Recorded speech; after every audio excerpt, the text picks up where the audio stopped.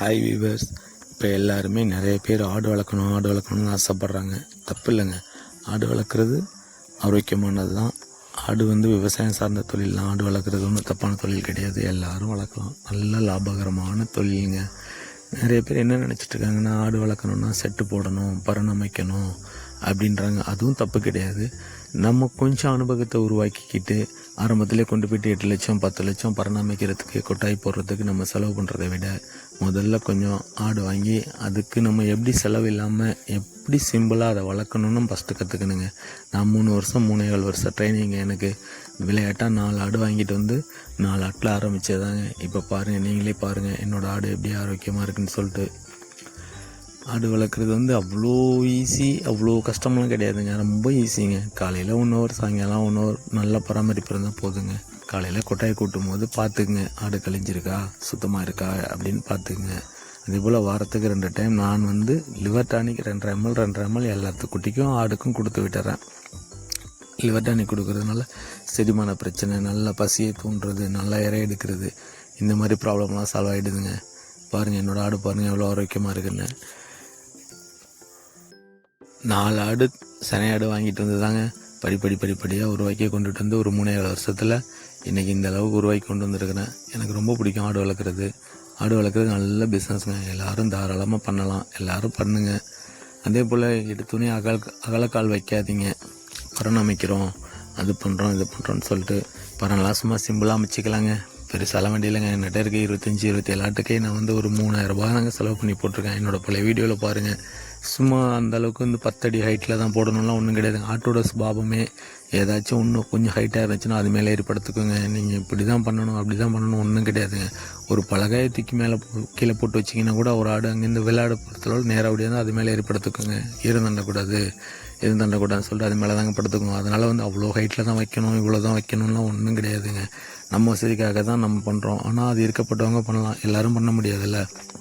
எடுத்தோடனே ஆடு வாங்குறதுக்கு முன்னாடியே 10 லட்சம் 20 லட்சம் செலவு பண்ணி நாம் பரவலாம் வைக்க முடியாதுங்க. என்கிட்ட இப்போ 27 ஆடு நிற்கிதுங்க. குட்டி ஆடு எல்லாம் சேர்த்து இன்றைக்கி நாளைக்கு 2 ஆடு குட்டி போகிற கண்டிஷனில் நிற்கிது. எல்லாமே நான் அந்த 4 ஆடை வச்சு உருவாக்குறது தான். எல்லாம் ஒரு கூட்டு குடும்பம் போல் தான். பாருங்கள், சண்டை சச்சரவெல்லாம் எதுவும் கிடையாது. நான் ரொம்ப செலவெல்லாம் பண்ணலைங்க. எல்லாமே இருக்கிறத வச்சு சிம்பிளாக தாங்க பண்ணேன். அதே போல் நிலம் வேணும், நம்ம பசுந்தீவனம் வளர்க்கணும் அப்படின்னு எல்லோரும் நினைக்கிறாங்க. ஆடு இருந்துச்சுன்னா நமக்கு பசுந்தீவனம் நிறையா தேவைப்படும். மல்பரி வேணும், அது வேணும், புல் வேணும், பசுந்தீவனம் கண்டிப்பாக பசுந்தீவனம் வேணும்னு நினச்சிட்ருக்குறாங்க. அதெல்லாம் வேண்டியது இல்லைங்க. சோளத்தட்டை இருந்துச்சுன்னா உங்கள் ஏரியாவில் கிடைக்கிற சோளத்தட்டையை வாங்கி ஸ்டாக் வச்சுக்கோங்க. அதே போல் கடலைப்பொடி இருந்தால் கடலைப்பொடி வாங்கி வச்சுக்கோங்க.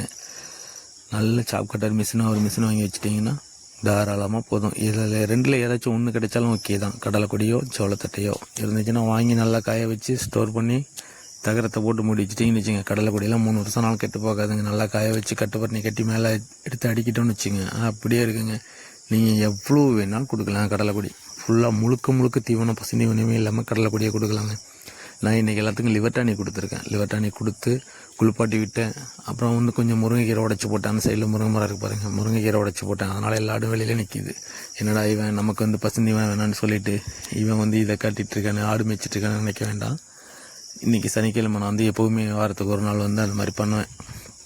மற்றபடி ஒன்றும் இல்லைங்க. தீவனம்லாம் பெருசாலாம் செலவு கிடையாதுங்க. எல்லாமே நம்மளே ஓன் மேக்கிங் தான். என்னோடய பழைய வீடியோவில் எல்லாமே போட்டிருக்கேன்.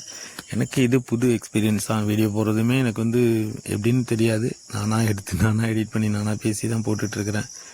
பாருங்கள், எனக்கெல்லாம் ஒரு வீடியோ எடுத்து கொடுக்க கூட எனக்கு சப்போர்ட் ஆள் கிடையாது. நான் சொன்னமாக தான். ஆனால் ஆடு வாங்கும்போது எனக்கு அவ்வளோ பிரச்சனை. வீட்டில் நீ எப்படி ஆடு வளர்க்க முடியும், அதை வேணாம் இது வேணாம், நீ பார்க்குற வேலையை விட்டுட்டு என்ன பண்ண போகிறேன்னு சொல்லி விளையாட்டாக பிள்ளைங்களுக்காக பசங்களுக்காக வாங்கினது அதை அப்படியே பெருகி இன்றைக்கி இது ஒரு பெரிய பிஸ்னஸாகவே ஆகிடுச்சுங்க. எனக்கு சூப்பராக இருக்குங்க. ஆடு தொழில் எப்பவும் கைவிடாதுங்க. எந்த நாள்லேயும் நம்மளை கைவிட்டுறாது. எதுக்காகவும் ஒரு 5000 வேணும் 10,000 வேணும்னு அடுத்தவங்களை போய் நம்பி நம்ம அடுத்தவங்களை எதிர்பார்த்து நிற்க தேவையில்லைங்க. நினச்சா எடுத்து நம்ம விற்றுக்கலாங்க. நல்ல பிஸ்னஸ்ங்க இது. பாருங்கள், என்னோடய ஆடு இன்னும் நான் பழைய வீடியோலாம் போய் பாருங்கள். எல்லாத்துலேயும் எல்லா விவரம் சொல்லியிருக்காங்க. மருந்துலேருந்து A to Z எல்லாத்துக்கும் வீடியோ கொடுத்துட்டே இருக்கிறோம். பாருங்கள், சப்போர்ட் பண்ணுங்கள், லைக் பண்ணுங்கள், நம்ம சேனல் கொஞ்சம் சப்ஸ்கிரைப் பண்ணி வச்சுக்கோங்க.